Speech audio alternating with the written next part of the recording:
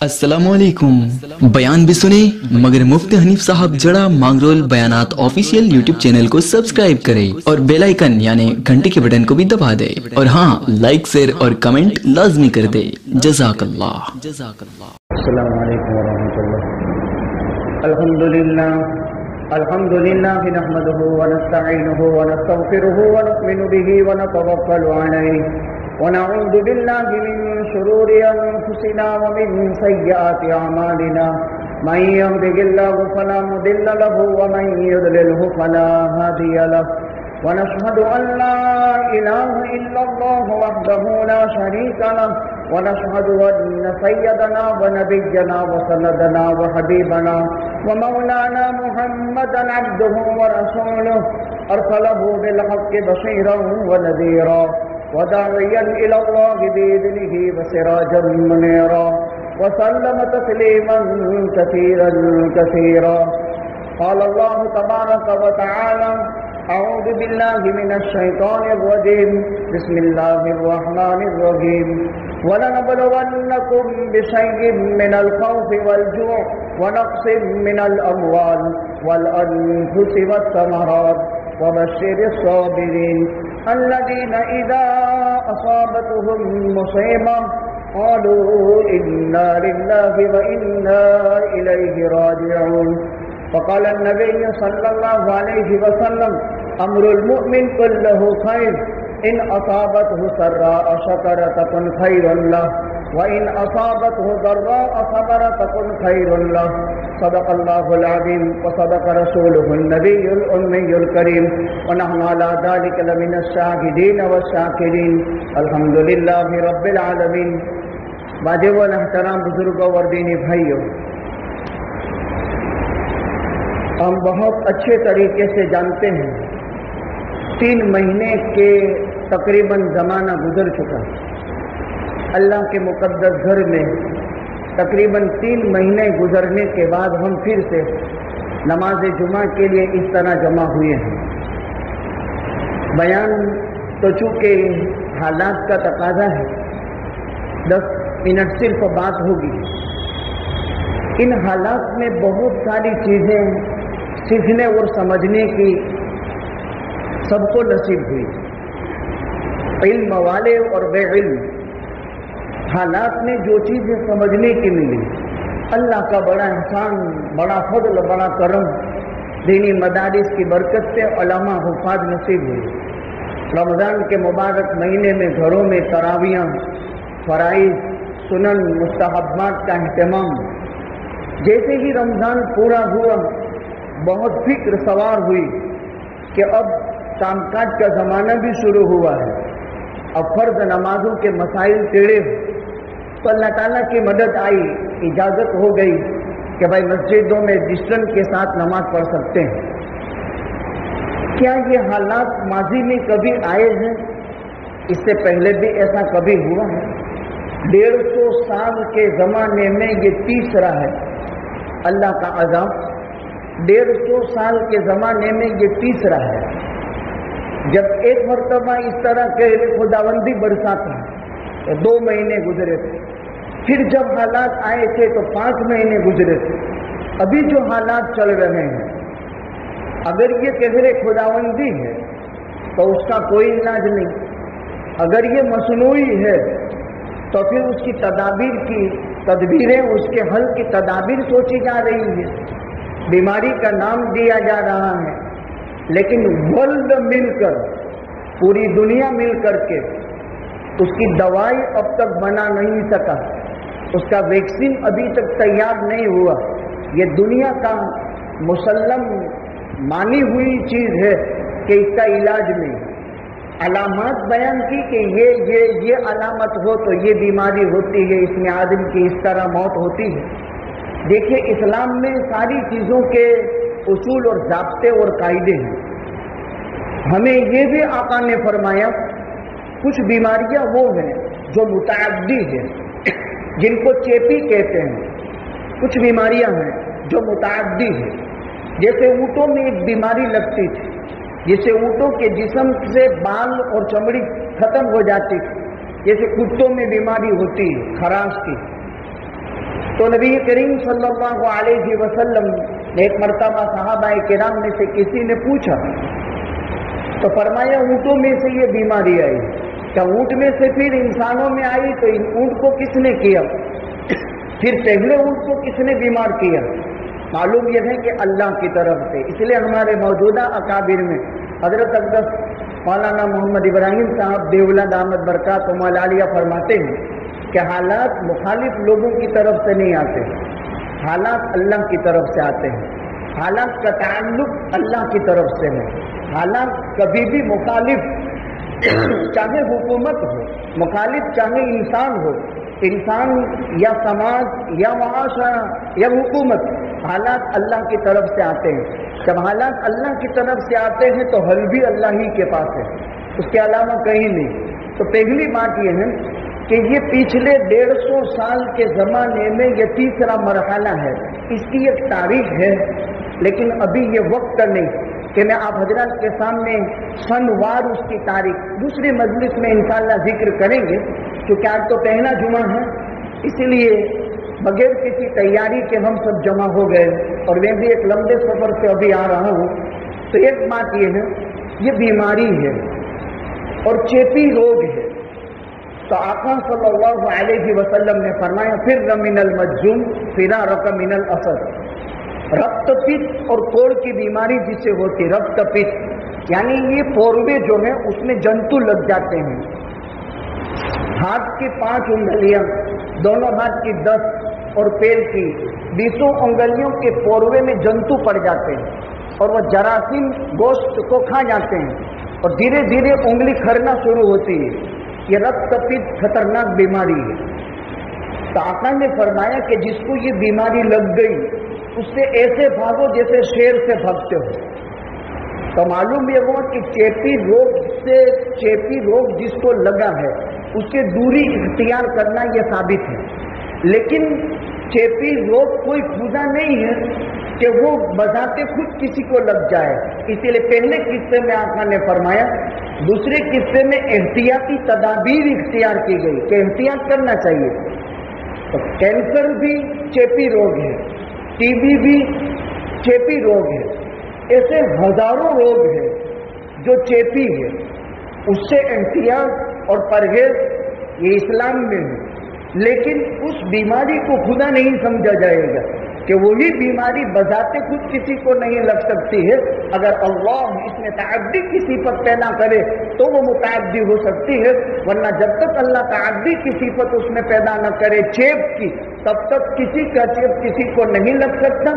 لیکن عقلی انسانی کا تقاضا ہے کہ احتیاط بہتر ہے، اس لیے احتیاط کیا جاتا ہے۔ تو حکومت نے ایک قاعدہ بنایا کہ بھائی ڈسٹنس سے کھڑے رہیں، اپنے چہرے کے اوپر رومال رکھیں۔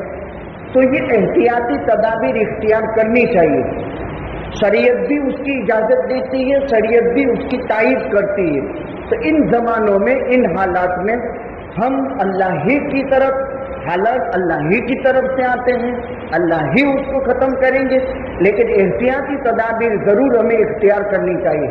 آقا نے فرمایا ایک ٹائم آئے گا، جیسے ابھی لاک ڈاؤن ہوا، آقا نے فرمایا ایک ٹائم آئے گا، انسان اپنے دین کو بچانے کے لیے حالات سے تنگ ہو کر پہاڑ کی چوٹی پر چلا جائے گا، اور اس کا بہترین مال بکری ہوگا، اس کا دودھ پیے گا، اور اللہ اپنی قدرت سے چشمہ پانی کا بہا دے گا، وہ پانی اور دودھ پر زندگی گزار دے گا، وہی جیے گا وہی مر جائے گا۔ حالات میں میرے بزرگوں بہت پہلے سے ایک بات سمجھائی جا رہی ہے، بلا ضرورت گھر سے باہر نکلنا یہ فتنے کا ٹائم ہے، اور اب کے بعد قیامت تک انتہائی فتنوں کا زمانہ آنے والا ہے۔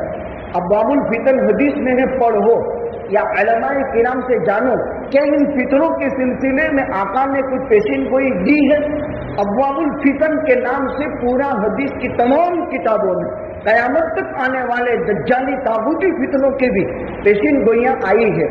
تو ان حالات میں جو حالات ابھی ہم نے گزارے، اب ان سے کڑوے کسیلے حالات آنے والے ہیں، تو ہمیں احتیاطی تدابیر اختیار کرتے ہوئے اپنے گھروں میں رہ کر کے دین اور اسلام کے اوپر مضبوطی کے ساتھ پابند رہ کر کے اپنے ایمان اور اپنے عقیدے کو مضبوط کرتے ہوئے، اپنے اعمال کی محنت کرتے ہوئے، اپنے اخلاق کو بلند کرتے ہوئے، اپنی معاشرت کو اچھی بناتے ہوئے ہمیں زندگی گزارنی۔ ایمان کے پانچوں شعبے، عقائد، عبادات، معاملات، معاشرت، اخلاقیات ہمارے اچھے سے اچھے بنا کر کے ہمیں محنت کرنی ہے۔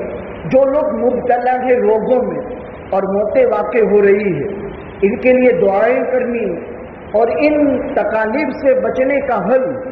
دیکھیے، پہلے ہمارے بڑے بوڑھے جو قبرستانوں میں چلے گئے، دوا علاج سے کام نہیں کرتے تھے، ایلوپیتھک دوائیاں استعمال نہیں کرتے تھے۔ حدیث کی ایک کتاب بھی ہے طب نبوی، ہر بیماری کا نسخہ نبوت نے بیان کیا ہے آقا نے۔ اس کتاب کا نام طب نبوی ہے، وہ گھروں میں بساؤ، اور کوئی بھی تکلیف ہو تو حدیث میں اس بیماری کا علاج کیا ہے پہلے وہ اختیار کرو، طب نبوی یعنی نبوی علاج وہ کریں، پھر دیسی علاج جو گھروں میں ہوتا ہے وہ دیسی علاج سے کام لیا جائے۔ ایک وقت گزر گیا میڈیکل سائنس میڈیکل سائنس، اور ہماری قوم کے 99% بچے اس طرف چلے گئے۔ اب کیا ہوا میڈیکل سائنس کا؟ آج کی تازہ رپورٹ یہ ہے کہ کوئی بھی ڈاکٹر کے پاس جانا ان وباؤں میں پسند نہیں کرتا، حالات ہے، اور اپنے اعتبار سے علاج کر رہے ہیں۔ تو پہلے تو طب نبوی نسخہ کیا ہے تلاش کریں، ہر بیماری کا حل اس میں ہے۔ بلکہ قرآن میں کھانسی کا بھی حل ہے، قرآن میں سر کے درد کا بھی علاج ہے، قرآن کے اندر ہر چیز کا علاج ہے، آیت قرآنی ہے۔ آپ کو آسان سے آسان نسخہ بتا دے، 3 مرتبہ درود شریف، 3 مرتبہ الحمد شریف اور 3 مرتبہ درود شریف، یا 3 مرتبہ درود شریف، 7 مرتبہ الحمد شریف اور 3 مرتبہ درود شریف ہر بیماری کا علاج ہے۔ اس پر یقین، دل کا اعتقاد، اس میں شفا رکھی ہے، شہد میں شفا رکھی ہے، زمزم ہر بیماری کا علاج ہے، ماء زمزم لما شرب لہ۔ تو پہلی بات، حالات پوری دنیا میں ہیں، ممالک اسلامیہ، غیر اسلامی ممالک، پورا ورلڈ پریشان ہے۔ اچھا، ان حالات سے نکلنے کا اپائے کسی کے پاس نہیں، اور اب تک اس مرض کی دوا دنیا مل کر کے تجویز نہیں کر سکی۔ تو ہماری عقل اس بات کا فیصلہ کرتی ہے کہ قرآن اور سنت میں اس کا علاج ہے، وہ یہ ہے کہ طب نبوی اور قرآن کی آیات، اور دوسرے نمبر میں ہمارے پرانے لوگ جو دیسی علاج کیا کرتے تھے، ان دیسی علاجوں کی طرف ہم توجہ دیں۔ پہلے ہمارے پرانے لوگ نیم کے ذریعے سے علاج کیا کرتے تھے۔ جب نیم کے پتے میں پھول کھلتے تھے، ہر بچے کو، گھر کے ہر ممبر کو پھول کھلاتے تھے، اور اس بیماری کا علاج نیم کے پتوں کے اور اس کے پاؤڈر سے کیا جاتا ہے، اور کافی لوگ اس بیماری سے شفایاب ہوئے۔ یہ ہمارے پرانے لوگ کیا کرتے تھے، اور آج کے جدید جو لوگ نیا طبقہ ہے، وہ نیم کی کڑواہٹ کی وجہ سے اس کو منہ میں داخل کرنا پسند نہیں کرتے، حالانکہ ہمیشہ کے لیے کئی 100 بیماریوں کا علاج اس میں چھپا ہوا ہے۔ مسواک میں علاج ہے، تو ضرورت ہے اس بات کی، حالات پورے ورلڈ میں ہیں، پریشان ہر ایک ہیں، اور پچھلے حالات میں ہم جو دوچار ہوئے، اور یہ زمانہ اب فرصت کا جو اللہ نے دیا، اب مساجد کھلی ہے تو کچھ شرائط رکھے ہیں کہ بھائی ڈسٹنس رکھے، یعنی فاصلہ رکھے۔ تو ہمیں جب حکومت کے افراد آئے اور اس طور پر ہمارے اوپر پابندی ان شرائط کے ساتھ ہم کو اجازت دی ہو، تو ہم ان شرائط کا اس لیے بھی لحاظ رکھیں گے تاکہ پورے طور پر بند نہ ہو جائے۔ تو یہ ایک بات تو یہ تھی۔ دوسرے نمبر میں، جیسا موقع مشورہ ہوگا، آج تو پہلا جمعہ ہے، چلو ایک جمعہ میں اگر پبلک زیادہ ہو جاتی ہے اور کوئی پریشانی ہوتی ہے تو 2 جماعتیں کی جا سکتی ہے، 3 جماعتیں کی جا سکتی ہے۔ مثلا ایک جماعت 1 بجے ہو جائے، ایک جماعت 1:15 بجے ہو جائے، ایک جماعت 1:30 بجے ہو جائے۔ بڑے شہروں میں ہمیشہ جمعہ اور عید اس طرح ہوا کرتی ہے، یہ بھی علاج ہے۔ میرے بزرگوں، ہر حال میں ہم راضی رہیں، امر المومن کلہ خیر۔ مسلمان اگر راحت اور آرام میں ہے تو شکر کر لے، اگر مصیبت میں ہے تو صبر کر لے۔ حالات سے ہر ایک دوچار ہے، مزدور بھی، تاجر بھی، ہر ایک انسان پریشان ہے۔ اور ان حالات میں میرے بزرگوں، اللہ کا واسطہ دے کر کہتے ہیں، اسلامی وحدت کو مضبوط بنائیں، सारा बातिल एक हो गया और मुसलमान मुंतशिर हो गए। हम इस्लामी वहदत को मजबूत करें, हम इनफिरादी झगड़ों को इज्तिमाई रूप न दें, हम आपसी इख्तिलाफात को समाज का रूप न दें, हम समाजी मसाइल को मजहबी मसाइल न बनाएं, हम मजहबी मसाइल को सियासी मसाइल का रूप न दें। हम सब मुसलमान मुत्तहिद मुत्तफिक होकर इस कदर बुलंद अखलाक का सबूत पेश करे कि दुनिया की पूरी मखलूक परेशान हाल कायनात को हम इस्लाम की दावत अपने अखलाक से पहुंचाए।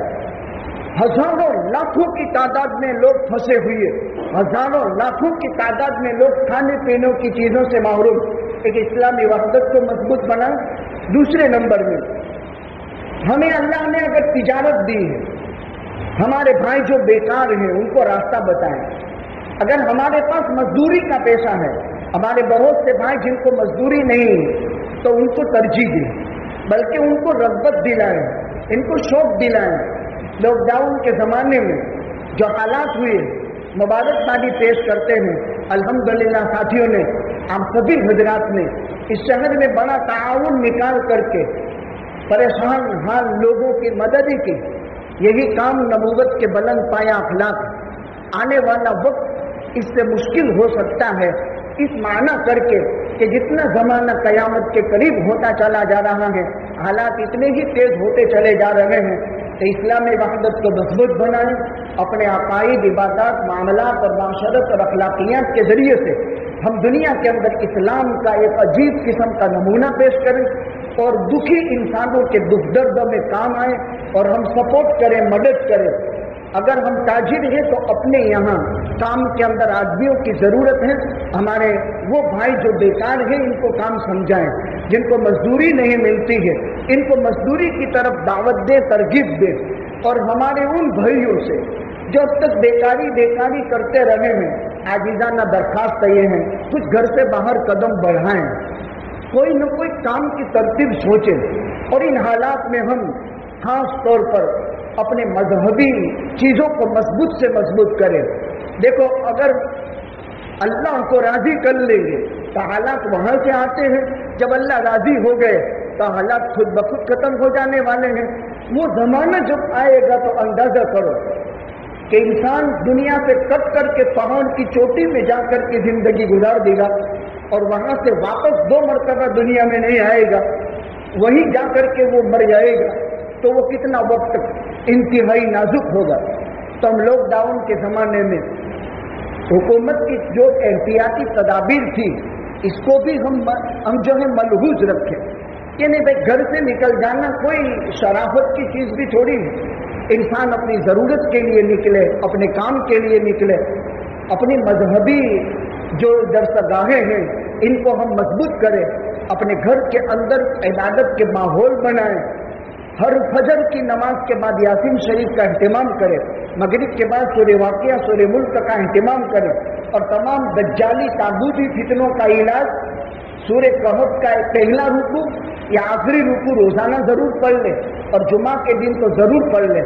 ये कुछ एहतियाती तदाबीर जो बताई जा रही है, इन एहतियाती तदाबीर के ऊपर हम मजबूत अमल करें और कोशिश करें कि हम अपने घर से वुज़ू बना कर आएँ, कोशिश करें अपनी ज़रूरियात से घर से फारिग होकर आ जाएं।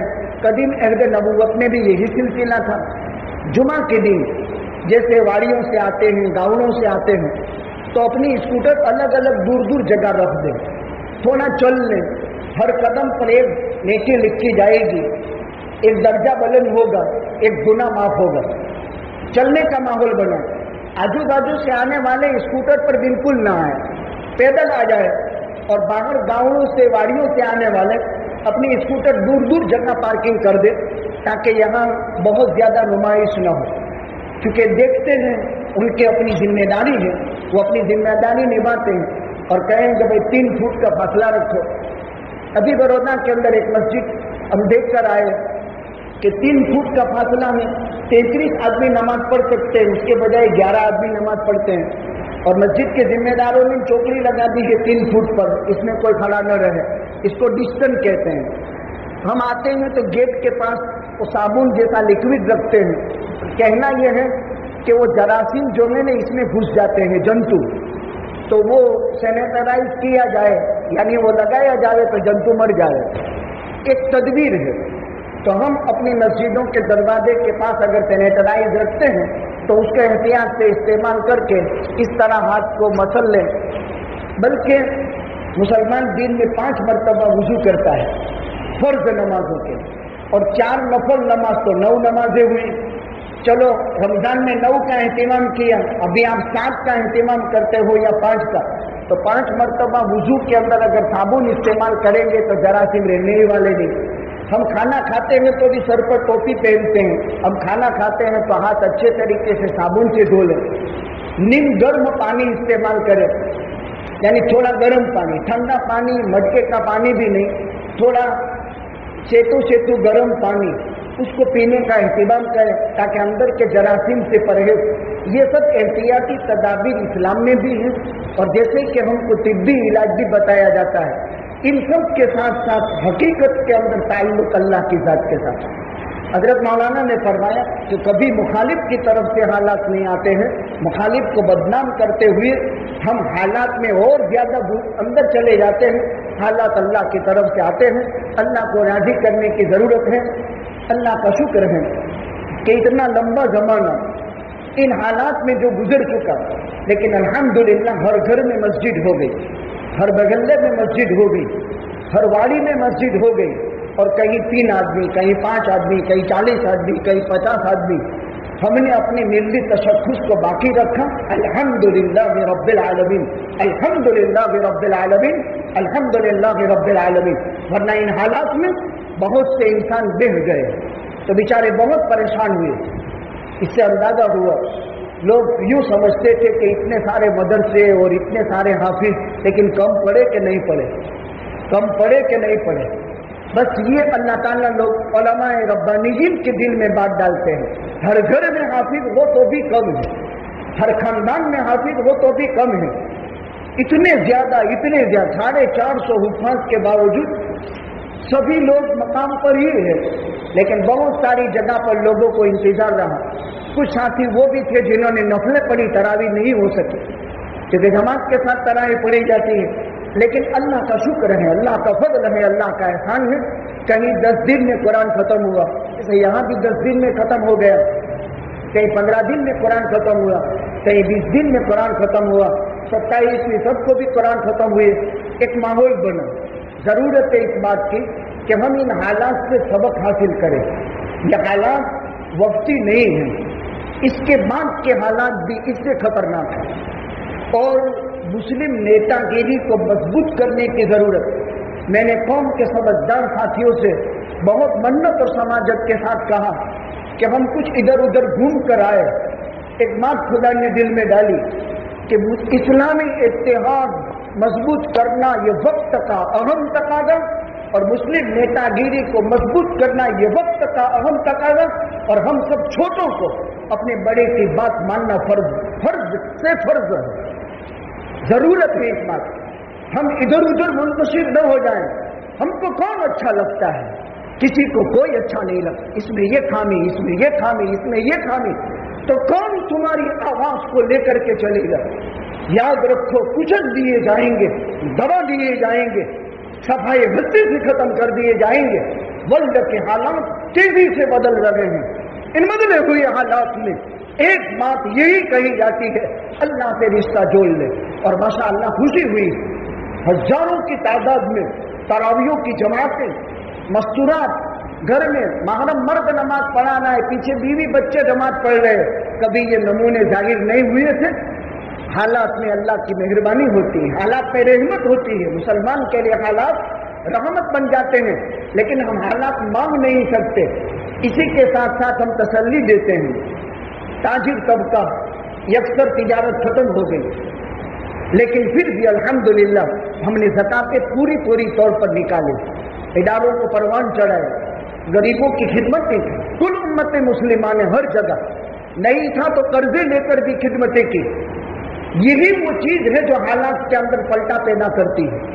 تنگیوں کے باوجود اللہ کے راستے میں دینا یہ حالات کو تبدیل کرنے والی چیز ہے۔ اس پر اللہ کا شکریہ ادا کرتے ہیں اور ان کاموں کو ہم کرتے رہیں، اور عاجزانہ درخواست ہے کہ جب لاک ڈاؤن مسجدوں کے اعتبار سے نماز کی چھٹی ملی تو پھر اب ہم گھروں میں کیوں نماز پڑھتے ہیں یا ہماری فرض نماز کیوں چھوٹتی ہے؟ کیا یہ دو ڈھائی تین مہینے کے قریب ہم مسجدوں سے دور رہے تو کیا دلوں پر کچھ نہیں؟ قطر کی ایک مسجد کے اندر جب نماز شروع ہوئی تو ایک مسجد کے ایک مصلی نے 100 بکرے اس نماز کی پہلی نماز کی ادائیگی کی خوشی پر ذبح کر کے لوگوں کو کھلا دی کہ 3 مہینے کے بعد اللہ کا گھر کھلا، اور اللہ کا گھر کھلنے پر آج نماز مسجد میں نصیب ہوئی تو ایک اللہ کے بندے نے 100 سے 300 کے قریب بکرے ذبح کر کے لوگوں کو تقسیم کیے کہ اے مالک، اے اللہ تیرا شکر ہے کہ تیرا گھر کھلا۔ ایک انسان نے جب مسجد کے دروازے بند ہوئے ایک اسلامی ملک میں تو مسجد کے صدر گیٹ کے پاس آیا اور آہو بکا کیا، یہاں تک کہ اس نے اپنی جان کی بازی اور نذرانہ اللہ کے دربار میں پیش کرنے کے لیے کوئی کسر باقی نہیں چھوڑی، اور 4 گھنٹہ دھاڑے مار مار کر اپنا جگر نکال کر کے وہ رو رہا ہے کہ ہائے ہماری بدقسمتی کہ ان آنکھوں نے آج وہ دن دیکھے کہ اللہ کا گھر اپنے ہاتھ سے بند کرنا پڑا۔ تو دشمن کیا بند کرواتا؟ کیا اس میں کوئی تعزیانہ عبرت نہیں تھا؟ کیا ان حالات میں کبھی ہمارا کوئی آنسو بہا؟ اے اللہ، ہم ایک جگہ تھے تو سنا میں ہم دیکھتے تھے کہ ایک زندہ قبرستان ہے، کوئی چرند و پرند نظر نہیں آتا، بلکہ احمد آباد سے بہراول تک ہم پہنچے، اللہ کے گھر میں اللہ کو گواہ بنا کر کہتے ہیں کہ کتے اور گائے کے علاوہ تیسری کوئی مخلوق نہیں نظر آئی۔ کیا حالات ہو گئے، کیا تبدیلیاں ہو گئی، تو کیا ہماری زندگی میں تبدیلی نہیں آنی چاہیے؟ میرے بھائیوں، ہم کسی کے مخبری بنے اور ہم اسلام کا شیرازہ منتشر کر دیں اور اسلامی وحدت کو پارا کر دیں، کیا یہ مسلمان سے توقع کی جا سکتی ہے؟ ہرگز نہیں۔ ضرورت ہے اس بات کی اللہ کے ساتھ تعلق مضبوط رکھیں، آروگیہ والوں کا سپورٹ کریں، پولیس کا بھی سپورٹ کریں، صفائی کرمچاریوں کا بھی سپورٹ کریں، اور اللہ کے ساتھ تعلق کو مضبوط کریں، اور کبھی بھی کوئی فرض نماز جب حالات درست ہو گئے تو مسجد کے بغیر اب گھر میں نہ پڑھے۔ ہاں، جن کو اجازت نہیں ہے وہ گھر میں پڑھیں گے تو مسجد کا ثواب ملے گا، لیکن جن کو اجازت ہے اب اللہ کے واسطے اللہ کے گھروں کی پوری خبر گیری رکھیں، اور خالی بھنڈاری پر صفائی کا تعلق نہیں ہے، ہم میں سے ہر ایک اپنے اپنے اعتبار سے اپنے اپنی مسجدوں کی صفائی ستھرائی کا اہتمام رکھیں۔ اللہ سبحانہ و تعالیٰ سے دعا کرتے ہیں خداوند قدوس پورے ورلڈ سے حالات کو ختم کر دیں۔ اس سال تقریباً حج بن رہا، یعنی حج کے سلسلے میں وہاں مقامی طور پر حج ہوگا، پوری دنیا کے مسلمانوں کے لیے پابندی، تو کیا یہ حالات کچھ ہمیں سبق نہیں دے رہے ہیں؟ جب مسجد کے دروازوں پر تالے لگے ہوئے اور انسان گزر رہا تھا تو کیسے کیسے حالات تھے۔ میرے بزرگوں، اللہ تعالیٰ سے دعا کرتے ہیں حالات کا پیدا کرنے والا بھی اللہ، اس کو ختم کرنے والا بھی اللہ، تو رو رو کر اللہ سے دعاؤں کا اہتمام کریں۔ انشاءاللہ العزیز آئندہ جمعہ سے 1 بجے بات شروع ہوگی، 1:20 کو ختم ہو جائے گی اور 1:30 بجے جماعت ہو جائے گی۔ یہ صرف آئندہ جمعہ کے لیے ہے، پھر جیسے جیسے حالات آئندہ جمعہ کو انشاءاللہ 1 بجے بعد شروع کر دیں گے، 1:20 کو ختم کر دیں گے، اور پھر خطبہ ہوگا اور 1:30 بجے انشاءاللہ العزیز جماعت کھڑی ہو جائے گی۔ ابھی باقی وقت جو ہے وہ اب سنت وغیرہ پڑھ لیں، پھر انشاءاللہ العزیز خطبہ اور نماز ہوگی۔ اللہ سبحانہ و تعالیٰ پورے ورلڈ سے اس مرض کو، اس وبا کو ختم فرما دے۔ اللہ سبحانہ و تعالیٰ جو لوگ ہاسپٹلوں میں ہیں، پرائیویٹ ہاسپٹل میں اس بیماری کے علاج کے نام سے منیمم 2.5 لاکھ اور میکزیمم 25 لاکھ وصول کر رہے ہیں، اللہ کے گھر میں اللہ کو گواہ بنا کر کہتے ہیں اس بیماری کے علاج کے لیے پرائیویٹ ہاسپٹل میں علاج کہاں کہ 2.5 لاکھ، وہ بھی تعلقات اور وسائل، اور ایسا نہ ہو تو 25 لاکھ تک۔ اب سرکاری ہاسپٹلوں کے اندر علاج معالجہ جو ہو رہا ہے حکومت اپنی سی تدابیر کر رہی ہے، لیکن ہم یہی کہتے ہیں کہ قرآن سے، طب نبوی سے اس اعتقاد اور یقین جازم کے ساتھ علاج کریں، اور گھر گھر کا جو علاج ہے آدو سردی میں مفید ہے، نمک یہ اس کے ساتھ ساتھ کالا مری سردی میں مفید ہے، جو حکمت کی کتابیں ہیں، اس طرف ہم علاج کو لے جائیں تو زبردست فائدہ ہوگا۔ اللہ سبحانہ و تعالیٰ توفیق عطا فرمائے، جو بیمار ہیں اللہ تعالیٰ انہیں شفا عطا فرما دے، جو لوگ اس تعاون کے زمانے میں اللہ کی رحمت میں چلے گئے وہ شہید ہیں، المطعون شہید، جو تعاون میں مرتا ہے، جو وبا میں مرتا ہے، جو وائرس میں مرتا ہے وہ شہید ہوتا ہے، تو وہ درجۂ شہادت پا گئے، اللہ ان کے درجات کو بلند سے بلند فرمائے، اور جو معاشی حالات میں ہیں صبر رکھیں، ہمت رکھیں، اپنی تدابیر کو بڑھائیں، کمائی اور روزگار کی لائن سے ٹھپ نہ پڑ جائیں، ایک راستہ نہیں ہے، ہزاروں راستے ہیں، لیکن جائز علاج کریں، اپنی جو ہے کام کی تدبیریں، اپنے دھندوں کی تدبیریں بنائیں۔